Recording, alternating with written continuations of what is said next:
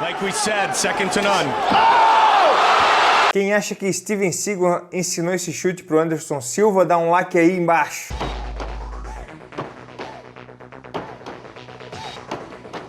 Eu duvido.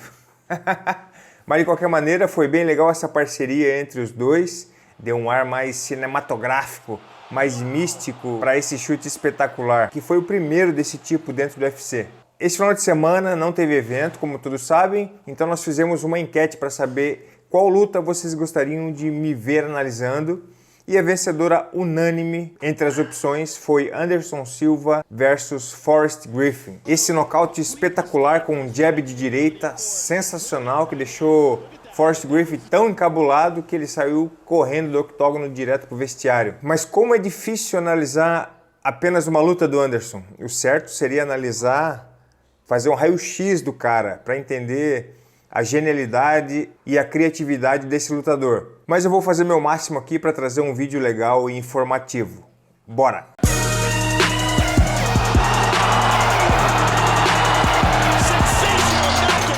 Mais do que uma análise, esse vídeo para mim ele será uma singela homenagem a esse lutador que, graças a ele, junto com os irmãos Nogueira, junto com Vitor Belfort, Wanderlei Silva, entre outros, é que nós estamos aqui hoje na internet falando de luta e consumindo assuntos sobre luta. Graças a eles que o UFC tornou a proporção que é hoje e principalmente no Brasil, Anderson Silva é um dos principais agentes culpados por transformar o MMA num esporte nacional, numa paixão nacional. Aí, a todo o público presente e dizer que Ultimate tem muito que crescer e a gente tá junto aí para fazer esse evento se tornar o melhor do mundo. Eu aposto que muitos de vocês assistiram na sua primeira luta de MMA ou na primeira luta do UFC esse combate aqui, Spider Silva versus Vitor Belfort. E de lá pra cá, aí você nunca mais parou de assistir, é ou não é? Mas isso é uma pena, na verdade, sabe por quê? Porque essa luta foi em 2011. Depois que essa luta chamou a atenção do Brasil inteiro pro UFC, Anderson venceu apenas mais 4 lutas, antes de perder a invencibilidade e o cinturão para o Chris Weidman. Então, eu temo que não tenha dado tempo para as pessoas conhecerem, entenderem e aceitarem o jogo do Aranha. Hoje, Anderson, com 42 anos, não é mais garoto, apesar de que com seus 35 ele estava espancando lutadores de 25, e hoje, com 42, tem muito adversário de 32 que ainda ele pode vencer. Mas claro que nós não queremos ver o Spider lutando por muito mais tempo, para não apagar o seu histórico, já que nós temos uma memória muito curta e a gente não lembra tanto quanto foi feito por Anderson até aqui. Todos os recordes, todas as vitórias, todas as defesas de títulos e as alegrias que ele trouxe para o Brasil, o Anderson conquistou um legado, construiu um legado gigante dentro desse esporte para o nosso país. Mas, infelizmente, tem aquele ditado, né? Você só vale o que você fez na última luta. Só que para a gente poder apreciar essa análise do jeito que esse artista marcial merece, com carinho, nós devemos nos lembrar de Anderson Silva campeão. E para isso a gente precisa se concentrar, limpar da nossa mente todo o preconceito, todo o ranço das informações e opiniões negativas que a gente escutou ao longo desse tempo, né? No ponto de ônibus, na fila do mercado, na mesa do boteco e até mesmo naqueles canais de YouTube de origem duvidosa. E para ajudar nessa limpeza espiritual, eu vou jogar aqui para vocês alguns dados que você encontra facilmente no Google. Antes da primeira derrota no UFC, Anderson Silva venceu nada menos que 16 adversários. 17 se a gente contar com uma luta antes no Cage Rage, onde ele venceu com essa cotovelada absurda. A galera já enaltece lutadores que vencem 5, 6, 7 lutas seguidas, porque a gente sabe o quão difícil é essa façanha dentro do UFC. Mas Anderson Silva venceu 16. E quer um dado mais impressionante ainda? Anderson Silva defendeu o cinturão com sucesso por 10 vezes. Desde que ele venceu o Rich Franklin em 2006, Anderson foi campeão por 7 anos. E isso, cara, isso é sensacional. Como eu disse, foi uma pena que a grande massa só conheceu Anderson no último ano como campeão. E já que uma grande parte dos fãs do UFC no Brasil ou não tiveram oportunidade ou não conheceram os feitos de Anderson Silva, eu me sinto no dever de desmistificar um detalhe importantíssimo. Esse detalhe, ele pautou a carreira inteira do Anderson Silva. Foi por esse ponto que ele se tornou uma lenda e trouxe muitas alegrias para o Brasil. Mas infelizmente, por exatamente esse mesmo detalhe, ele foi desaprovado e condenado por muitos quando ele perdeu para o Chris Weidman.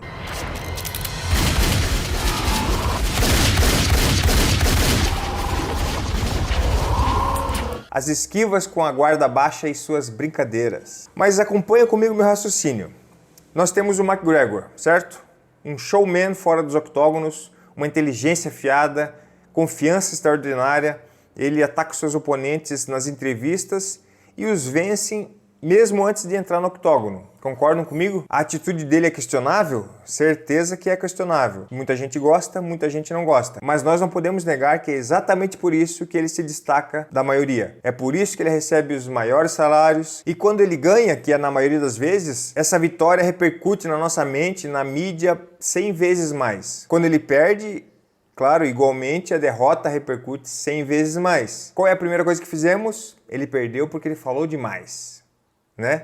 Mas a realidade é que não, ele não perdeu porque falou demais. Ele perdeu porque o adversário é melhor, ou era melhor, ou foi melhor naquele dia, ou era mais forte, ou era mais alto, ou era mais pesado, mais bonito. As possibilidades são inúmeras, mas com certeza não foi porque ele falou demais. Se fosse, isso seria um karma espiritual, e se fosse karma, ele perderia todas as vezes que ele falou muito. Agora voltemos para o Anderson Silva. O Anderson é como o McGregor, só que dentro do octógono. O Conor tem o talento de usar as suas palavras contra os seus adversários, assim como o Anderson tem o talento de usar as suas brincadeiras e os seus contragolpes contra seus oponentes. São dois meios diferentes, mas com um objetivo muito semelhante, que é diminuir a potência de agir, como diz o filósofo professor Clóvis Filho, e minar a confiança do oponente. Adversários tops, campeões confiantes, eles se tornam amadores quando encaram o McGregor numa entrevista coletiva, por exemplo. Quando chegam na luta, eles já estão totalmente,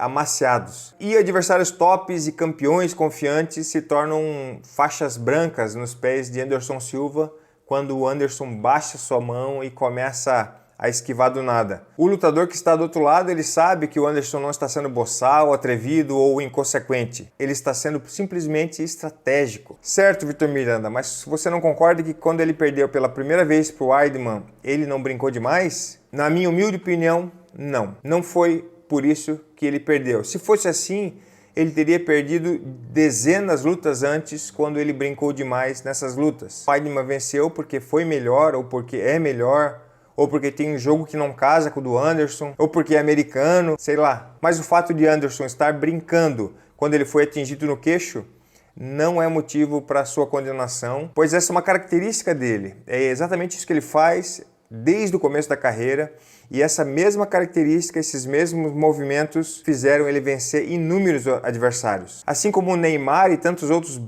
futeboleiros geniais que têm uma qualidade acima da média e driblam seus marcadores em direção ao gol, o fato deles tentarem executar um drible plástico com dificuldade e fazerem o gol em seguida é os que tornam grande, né? Certo? Mas o contrário também acontece. Sacolejou na frente do oponente, perdeu a bola e tomou o gol. Isso não é legal, mas faz parte do jogo. A gente sabe disso, e isso não apaga a grandiosidade do craque. O Spider, que sempre teve esse algo a mais e 99% das vezes funcionou, portanto não faz sentido nenhum a gente pegar essa qualidade extraordinária e usar como alvo de condenação e dizer que ela exclusivamente foi culpada pela derrota. Anderson errou, sim, o tempo de esquiva, assim como qualquer outro lutador com a guarda alta poderia ter errado o tempo do contragolpe. Tamanha a quantidade dos golpes que o Weidman desferiu. Até eu fiquei confuso. Golpe para lá, golpe para cá. E aí no final o último cruzado pegou no queixo do Anderson. A gente sabe que o Anderson tem como inspiração o pugilista Roy Jones Jr., né? Ele também é conhecido por fazer os seus sacolejos com a guarda baixa. Também está na lista dos melhores de todos os tempos. Também já foi nocauteado com a guarda baixa, mas isso eu acredito que não tira o mérito deles. Então, com essa questão toda fora do caminho, com essa polêmica fora do caminho, vamos para a análise de fato. Anderson Silva versus Forrest Griffin. Aqui Anderson estava com 9 vitórias consecutivas e o negócio já estava caindo na rotina, tanta vitória sem um adversário à altura. Então o UFC resolveu fazer uma luta, uma super luta, sem valer o cinturão, na categoria de cima, no meio pesado. O Forrest Griffin foi campeão da primeira temporada ever do TUF americano. Depois ele foi campeão na categoria do meio pesado, um ano antes dessa luta contra o Anderson. Ou seja, uma ameaça real, um cara qualificado para fazer uma luta dura com o Anderson, inclusive pelo seu estilo de jogo agressivo, um cara que golpeia bastante, que é bom em pé, tem um coração enorme e dificilmente, na teoria, se intimidaria com as peripécias do brasileiro. Mas eis que a luta começa, os dois se estudam no primeiro momento. Anderson começa com a base de canhoto. O americano tem um ponto forte na trocação, os seus chutes baixos. Mas como o Anderson está de canhoto, ele não se sente à vontade para soltar um chute forte por dentro, então ele só toca. Mas assim que o Anderson muda a base para destro, Griffin ataca com mais vontade fora da coxa. Quase que a luta termina por ali mesmo. Se alguém se lembra, 3 lutas anteriores, Anderson nocauteia James Irving no primeiro minuto de luta com o mesmo contragolpe. Ele segura a perna esquerda do adversário, soltando um direto de direita ao mesmo tempo. A luta volta para o estudo, Anderson agora na base de destro, logo em seguida para canhoto. Aqui mais um lance bem perigoso para o Griffin, onde o Anderson pendula do jab, subindo, cruzando direita. Se pega, era chão. Esses 2 lances já foram suficientes para Anderson começar a achar as brechas. E na terceira investida, ele já consegue arrancar o primeiro knockdown da luta. Mas olha que movimento complexo, minha gente. Anderson troca a base 2 vezes na mesma arrancada e desfere 2 diretos em sequência com os braços diferentes. What? Como assim? Se liga, ele começa de canhoto, direto de direita. Repara na perna esquerda dele dando um passão para frente. Ao mesmo tempo, a mão direita sai, ou seja, agora na base de destro, o direto de direita. Ele segue nessa base até o Griffin achar que ele está seguro. No instinto, o Griffin deve ter pensado assim, beleza, já estou na distância boa, controlando a cabeça aqui, e o Anderson está longe para atacar com um cruzado de direita. Mas ele não contava com a astúcia do Anderson. O Spider dá um passo na diagonal, trocando a base mais uma vez e aproximando meio que sorrateiramente, nesse momento tendo a distância ideal para conectar um cruzado. Como o Griffin estava saltando para o lado em vez de caminhando, achando que ele estava na distância segura, ele foi pego no pulo. Forrest levanta, Anderson fica na caça desferindo golpes certeiros, olha esse direto de esquerda,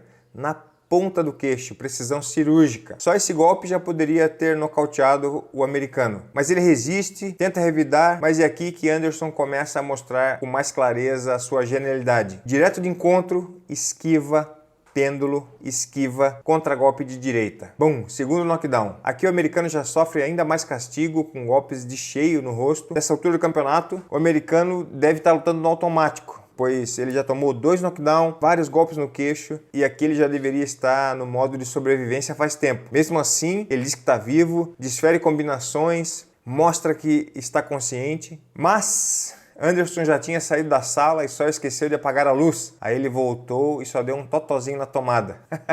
Mas não se deixe enganar pela minha piadinha de churrasqueiro, porque esse lance tem muitas camadas, igual uma cebola assim. Vamos descamar algumas. Primeiro, a pressão do golpe. A galera falou, pô, como é que um mero jab de direita, como é que um golpe desse pode nocautear alguém desse tamanho? Vamos lá. Primeiro, tirando todo o castigo invisível que o Griffin tomou desde o início da luta, a gente mostrou um pouco aqui, não precisaria muito mais para terminar o serviço. Apesar de que o golpe foi de encontro, ou seja, quando a mão do Spider atingiu o Griffin, ele estava se deslocando com o peso do corpo para frente. Só isso já faz multiplicar o peso do golpe. Mas, se não bastasse isso, ainda tem 2 segredos escondidos aqui. Se são segredos, são escondidos. Primeiro, o golpe derradeiro não foi um jab, mas sim um direto. Seria um jab se ele tivesse mantido o pé direito na frente. Só que ele dá um passo para trás, criando uma distância e firmando melhor o golpe. Um movimento de quem treina muito boxe. E o segredo número 2, ao contrário de que muitos acreditam,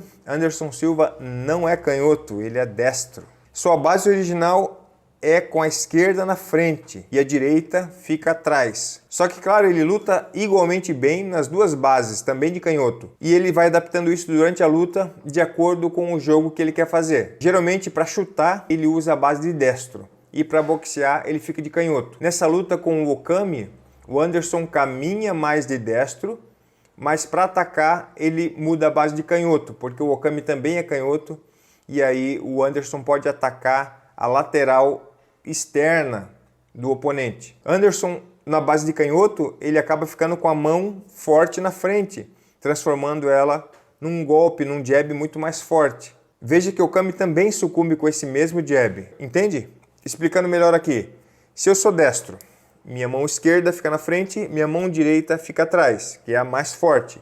E aí, como a minha mão esquerda teoricamente é mais fraca, o jab serve apenas para marcar o oponente e fazer combinações mais rápidas para depois entrar o meu direto pesado. Agora, se eu sou destro e a minha mão direita é forte e eu mudo de base, a minha mão direita passa a ser o meu jab. E aí meu jab e meu cruzado e meu upper e meu gancho tem muito poder de nocaute. Louco isso, né? Cara, eu poderia ficar aqui falando sobre as peripécias dessa fera por horas, mas vamos encerrar por aqui e quem sabe analisar novas lutas do Spider.